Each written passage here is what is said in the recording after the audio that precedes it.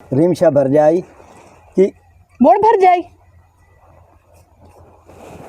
ओए ओ चांब दी जबान है, गोता खा ही जाती है, बल्कि खोता भी नहीं, गोता खा जाती है।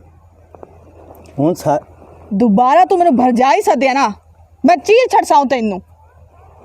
ओए एडी कावड़न वाली केड़ी गल है? हुण सारियां दे सामने जो तैनू भरजाई सदिंदा ते वो जबान ते पक्का होया ते किदे गई है भाली?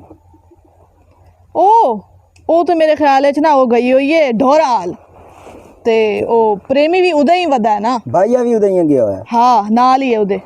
ते मुड़ा उथे बंदने अंदर ते खलारा तू होया मैनू। चल सही है टोर अगा। हाला ठीक है आटो रहा। हाला मुबशर हाँ तेरे नाल ना आज मैं 2-4 गल्लां करनी है, ठीक है ना? हाँ ते कान खोल के सुनी, आजा कोई भी नहीं है। ओए थे बाहर खलो रही आ कोई ओ अंदरे गाल सुन के बाहर कोई वेख लेसी।